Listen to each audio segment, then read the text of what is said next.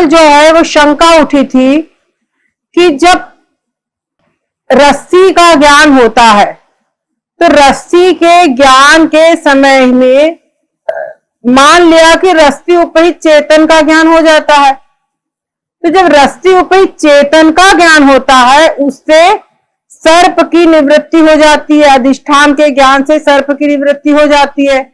ये बात तो ठीक है, लेकिन सर्प की निवृत्ति हो गई, लेकिन सर्प के ज्ञान की निवृत्ति कैसे होगी, ये प्रश्न खड़ा था। इस बात का समाधान इन्होंने एक तरीके से तो ये दे दिया था कि निवृत्ति दो प्रकार की होती है, एक होती है अत्यंत निवृत्ति और दूसरी होती कारण में लय रूप निवृत्ति। तो जिस समय सर्प के अधिष्ठान रज्जु उपहित चेतन का ज्ञान होता है उस समय पर उसके अधिष्ठान के ज्ञान से सर्प की निवृत्ति हो जाती है, और सर्प के अभाव होने से सर्प के ज्ञान की भी निवृत्ति हो जाती है। सर्प का अभाव होने से सर्प के ज्ञान की भी निवृत्ति हो जाती है। ये बात हो गई थी।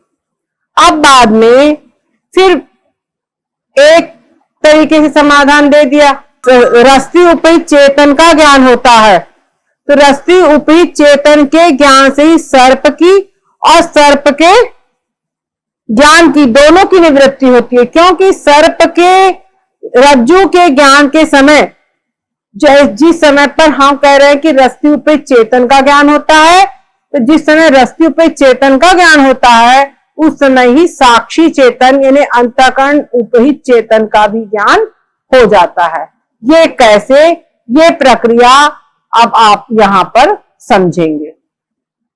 अब कह रहे हैं, ठीक है, कैसे, काहे से यानी कैसे, किस प्रकार से, जब रस्सी का प्रत्यक्ष ज्ञान होता है तब अंतःकरण की वृत्ति नेत्र द्वारा निकल के रज्जु देश को प्राप्त होती है। यहां पहले किताब की भाषा में पढ़ ले, कहते हैं जब रस्सी का प्रत्यक्ष होता है, रज्जु का प्रत्यक्ष होवे, तब अंतःकरण की वृत्ति नेत्र द्वारा निकल के रज्जु देश में प्राप्त होवे है और रज्जु के समान वृत्ति का आकार होवे है। ये बात बताई गई। अर्थात जिस समय पर रस्सी का प्रत्यक्ष ज्ञान होता है उस समय पर अंतःकरण की वृत्ति नेत्र इंद्र से निकलकर रस्सी तक जाती है और रस्सी के आवरण को भंग करके रस्सी के आकार की हो जाती है। उसी समय पर रस्सी के प्रत्यक्ष जिस समय पर होता है तो रस्सी के प्रत्यक्ष के समय पर ही रस्सी उपहित चेतन का ज्ञान होता है। ठीक है, जिस समय पर रज्जु का प्रत्यक्ष होता है उसी समय पर वृत्ति उपहित चेतन और रज्जु उपहित चेतन दोनों एक हो जाते हैं। ठीक है, दोनों जब उपाधि यानी वृत्ति उपाधि है और रस्सी उपाधि है, जब दोनों उपाधियां एक हो जाती है तो दोनों उपाधियों के द्वारा जो उपहित है, जो उपहित है वो भी एक हो जाते हैं। दोनों रस्सी उपहित चेतन और वृत्ति उपहित चेतन दोनों एक हो जाते हैं। तिनका भेद रहे नहीं, उन दोनों का कोई भेद नहीं हो जाता। क्या या में यह हेतु है, इसमें यह कारण है। क्या कारण है? चेतन का स्वरूप से तो भेद कहूं भी नहीं। चेतन का वास्तव में स्वरूप से कहीं भेद नहीं है, केवल उपाधि के भेद से ही चेतन का भेद है। जो भी हमको चेतन का भेद कहा जा रहा है वो उपाधि के भेद से ही है, भेद है। और अब जो दोनों उपाधियां एक हो गई तो दोनों उपहित चेतन, रस्सी उपहित चेतन और वृत्ति उपहित चेतन दोनों एक हो गए। ठीक है, अब वृत्ति उपहित चेतन और रस्सी उपहित चेतन का भेदक उपाधि क्या है? वृत्ति और रज्जु है। ठीक है ना, वृत्ति उपहित चेतन और रस्सी उपहित चेतन जो हमको अलग अलग दिख रहे हैं उनमें जो भेद दिखाई पड़ रहा है उस भेद का कारण क्या है?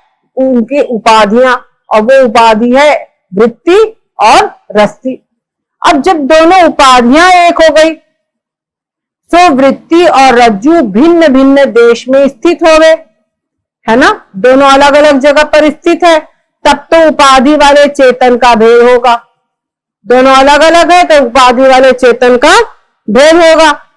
और जब दोनों अलग अलग स्थित है तो दोनों जब उपाधियां अलग अलग स्थान पर स्थित है तो दोनों उपाधियों के भेद होने से उन दोनों के द्वारा जो उपहित चेतन है, उन दोनों में स्थित जो चेतन है, उन चेतन का भी भेद होगा। परंतु जब नंबर 2 पॉइंट करें, दोनों उपाधि एक देश में स्थित हो गए, यानी जब दोनों उपाधियां एक हो जावे, है ना, तो अंतःकरण की वृत्ति जब गई तो उसके रस्सी के आकार की हो गई। अंतःकरण की वृत्ति जब रस्सी के आकार की हो गई तो रस्सी के आकार की होने पर क्या हुआ, दोनों उपाधियां एक हो गई। जब दोनों उपाधियां एक हो गई तो उनमें जो उपहित चेतन है, उन उपहित चेतन का भी भेद समाप्त हो गया। उन उपहित चेतन का भेद तब बने नहीं। ठीक है, यह वार्ता वेदांत परिभाषादि ग्रंथन में लिखी है। ये जो सिद्धांत के बता रहे हैं, ये वेदांत परिभाषा से आपको बता रहे हैं, ये बात समझिए। अब कह रहे हैं भिन्न देश में स्थित उपाधि से ही उपहित भेदक चेतन का भेद हो गए है। ठीक है, दोनों अलग अलग देश में, यानी अलग अलग स्थान पर, देश है ना स्थान, अलग अलग स्थान पर जब उपाधियां स्थित होती है तभी उपहित चेतन का भेद होता है। ठीक, अब एक देश में जब दोनों उपाधि स्थित भी हो जाए तब दोनों उपाधि से उपहित भी चेतन एक ही हो गए हैं। ठीक है, और जब दोनों उपाधियां एक साथ स्थित हो जावे, एक देश में हो जावे, तो दोनों से उपाधि से स्थित जो चेतन है वो चेतन भी एक हो जाते हैं। ठीक है, वो दोनों चेतन, उपहित चेतन भी एक हो जाते हैं। या प्रकार से रज्जु के प्रत्यक्ष समय, ज्ञान समय, रज्जु उपहित चेतन और वृत्ति उपहित चेतन एक है। ठीक है, तो जिस समय पर रस्सी का प्रत्यक्ष ज्ञान होता है उस समय पर क्या होता है, रस्सी उपहित चेतन और वृत्ति उपहित चेतन दोनों एक हो जाते हैं। तो जब रस्सी उपहित चेतन और वृत्ति उपहित चेतन एक हो गए तो क्या हुआ, दोनों चेतन एक हो गए, तो जो वृत्ति उपहित चेतन कौन सा चेतन है, साक्षी चेतन है ना, जो साक्षी चेतन है वृत्ति उपहित चेतन है। तो जो रस्सी उपहित चेतन का जब ज्ञान हुआ, ठीक है, तो अंतःकरण की वृत्ति समझ में आ गया, तो वो जिस समय पर रस्सी उपहित चेतन का ज्ञान हुआ उस समय पर साक्षी चेतन का ही ज्ञान हुआ है। यही बात आगे ये समझा रहे हैं। अब आप समझो कैसे स्टेप वाइज से बढ़ रहे हैं आगे। कह रहे कहे थे, यहाँ पे हम ये फिर से पढ़ रहे हैं, या प्रकार से रज्जु के प्रत्यक्ष ज्ञान समय रज्जु उपहित चेतन और वृत्ति उपहित चेतन एक है। ठीक है, रस्सी उपहित चेतन और वृत्ति उपहित चेतन एक है। कहा, साक्षी चेतन ही वृत्ति उपहित चेतन है। काहे थे, अंतःकरण और ताकी वृत्ति में स्थित जो तिनका प्रकाशक चेतन मात्र, ठीक है, जो तिनका प्रकाशक चेतन मात्र तो साक्षी का ये है।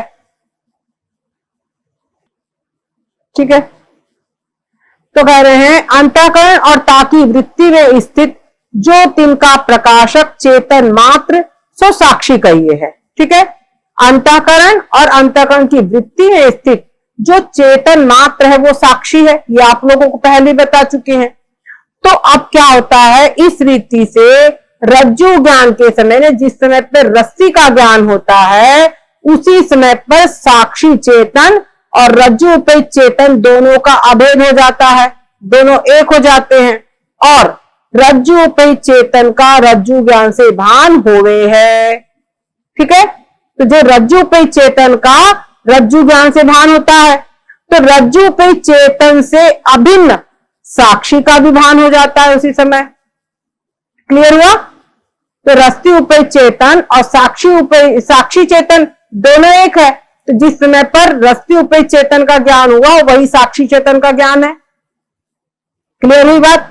या प्रकार ते रज्जु ज्ञान समय अधिष्ठान साक्षी का भान होने ते कल्पित ज्ञान की निवृत्ति संभव है। ठीक है, इसलिए जिस समय पर रज्जु ज्ञान का उन्होंने कहा था ना कि मान लिए कि रस्सी के ज्ञान के समय पर रस्सी उपेत चेतन का ज्ञान हो गया, लेकिन यहाँ वृत्ति उपेत चेतन का ज्ञान नहीं हुआ, तो सर्प ज्ञान की निवृत्ति कैसे हुई? तो बता दिए कि जिस समय पर रस्सी उपेत चेतन का ज्ञान हुआ है उसी समय पर रस्सी उपेत चेतन और साक्षी चेतन दोनों जहां वृत्तियां एक गई तो दोनों एक हो गए। तो जब वृत्ति उपेत चेतन का ज्ञान हुआ उसी जब साक्षी रस्सी उपेत चेतन का जिस समय पर ज्ञान हुआ उसी समय पर वृत्ति उपेत चेतन यानी साक्षी चेतन का भी ज्ञान हुआ। इसीलिए सीधी बात यह है कि जिस समय पर रस्सी उपेत चेतन का ज्ञान हुआ उसी समय पर साक्षी चेतन का भी ज्ञान हुआ, इसलिए उधर रस्सी की उधर सर्प की निवृत्ति हुई और उसी समय पर यहां पर सर्प के ज्ञान की निवृत्ति भी हो गई। समझ गए? वो भी हो जाती है, ये कहने का मतलब है। अब यहां पर ये बात सबको स्पष्ट हुई कि नहीं, पहले बताइए। ये इसको बार बार पढ़ना, क्या समझे? ये प्रसंग को बार बार पढ़ना और बार बार अपने चित्त की वृत्ति में घटाइए। सबसे बड़ी बात है कि जिस समय पर हमारे सामने कोई भी वस्तु रखी हुई है, घट है, पट है, अब देखो जो रस्सी है, यहाँ पे सर्प ज्ञान में हम सर्प जो भ्रांति से दिखाई पड़ रहा है क्योंकि हमको उसका अधिष्ठान रस्सी का ज्ञान है, और सारे जो ब्रह्मांड है, यहाँ पूरे ब्रह्मांड में क्या है? सारे ब्रह्मांड का अधिष्ठान ब्रह्म है। क्या है? ब्रह्म है। और सारा नाम रूप पूरा पूरा प्रपंच हमको नजर आ रहा है। तो सारे प्रपंच का जिस समय पर जो ज्ञान हो रहा है उस समय पर भी वास्तव में अंतःकरण की वृत्ति के द्वारा, ये पूरा अकाट्य सिद्धांत है। वेदांत परिभाषा जो ग्रंथ है उस ग्रंथ में आखिरी में निर्णय यही दिया गया है कि अंतःकरण की वृत्ति के द्वारा चेतन का ही ज्ञान होता है, ब्रह्म चेतन का ही ज्ञान होता है। ये पक्की बात है। और हम लोगों को सारे ज्ञान अंतःकरण की वृत्ति के द्वारा हो रहे हैं, है ना? तो अंतःकरण की वृत्ति के द्वारा जो ज्ञान होता है वो मेरे वस्तुओं उपित चेतन का ज्ञान होता है। लेकिन जीव के अनंत जन्मों के जो संस्कार है उन संस्कारों के कारण वो जो चेतन के ऊपर जो आवरण है उस आवरण को भंग नहीं कर पाता। समझ में? अनंत जन्मों के जो संस्कार है अविद्या के यानी अज्ञान के संस्कार, उन अज्ञान के कारण, अज्ञान के संस्कार के कारण ही वो समस्त चेतन के ऊपर जो आवरण है उस आवरण को भंग नहीं कर पाती अंतःकरण की वृत्ति। तो परिणाम स्वरूप क्या होता है? चेतन के बदले नाना प्रकार के जो नाम रूप, घट पट और दुनिया भरे का संसार, कहीं पेड़, कहीं नदी, कहीं पहाड़, सारा का सारा प्रपंच पूरा पूरा तैयार है विद्या की वृत्ति के द्वारा। और इन सबका ज्ञान किससे हो रहा है? चिदाभास के द्वारा। उसका ज्ञान किसके हो रहा है? चिदाभास के द्वारा। ये बहुत याद रखना। और चिदाभास को ही फल कहते हैं। चिदाभास को क्या कहते हैं? फल। फल मतलब खाने वाला संतरा आम फल नहीं। फल का मतलब होता है, आप लोग ने बाण देखा है ना, बाण।